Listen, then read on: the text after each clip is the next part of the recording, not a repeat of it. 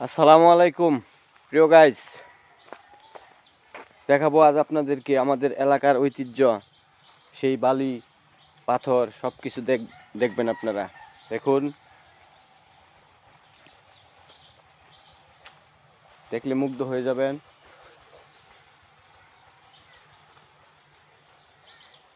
যেদিকে তাকাবেন শুধু বালি আর বালি দেখবেন। এটা আমাদের পুরনো ঐতিহ্য, নদীর চড়া।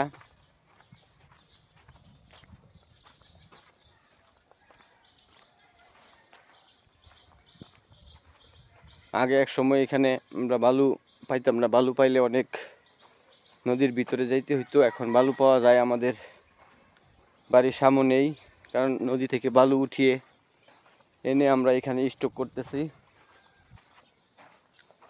আমি নয়, আমার ভাই চাচা যারা আছে সবাই।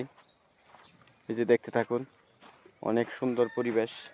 সত্যি আপনাদেরকে দেখাবো, দেখলে অবশ্যই আপনাদের ভালো লাগবে, এই জায়গায় আসার ইচ্ছা করবে। আপনারা আসবেন, এই জায়গায় ঘুরবেন, দেখবেন। এখন আমি নদীর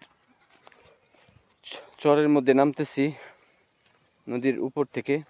এটা আসলেই বর্ষাকাল আসলে পুরাটাই নদী হয়ে যায়। এখন অবশ্যই মানুষ ফসিল করে চাষাবাদ করে।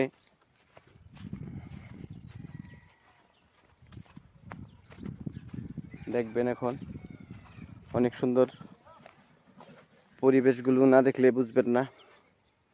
দেখতে থাকুন, সাথে থাকুন আমার। এই যে নদীর চড়া, নদীর চড়ায় দেখা যায় এবার বাড়িঘর হইতেছে আস্তে আস্তে।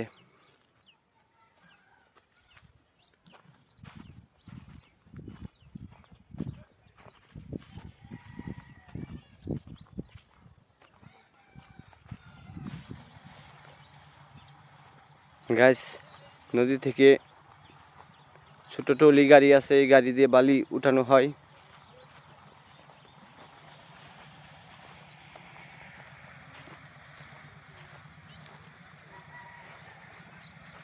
কৃষকরা সিমের ফসল করছে। আসলে মাঝে মধ্যে, এটা আমার জন্মভূমি, মাঝে মধ্যে ঘুরতে আসি এখানে। ঘুরতে আসলে আমার কাছে অনেক ভালো লাগে, আপনাদেরও ভালো লাগবে। চেষ্টা করি প্রতি বছর একবার আসার জন্য, কিন্তু প্রতি বছর আসতে পারি না সময়ের অভাবে। 1-2 বছর পর পর আসি।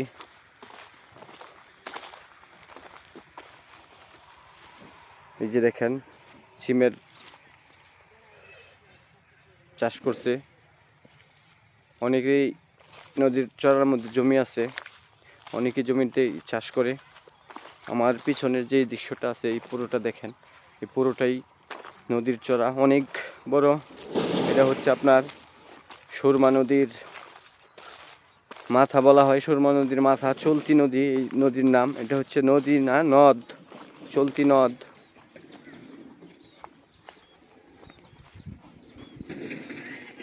এই যে দেখেন কিরকম ফসল হয়েছে আমাদের এলাকায়। ফসলটা না দেখলে অবশ্যই বুঝবেন না।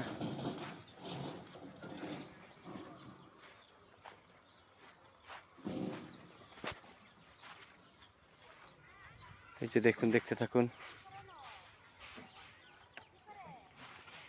দেখেন এবার সিমের অনেক ভালো ফলন হয়েছে, কিন্তু কৃষকরা সঠিক প্রাপ্য দাম পায় না। প্রাপ্য দাম না পাওয়ার কারণে ওনারা অনেক কষ্টে আছেন সকলেই। ওনাদের জন্য দোয়া, কৃষক ভাইদের জন্য সকলেই দোয়া করবেন। অনেক কথা বলেছি, ভুল ত্রুটি হলে ক্ষমা করবেন।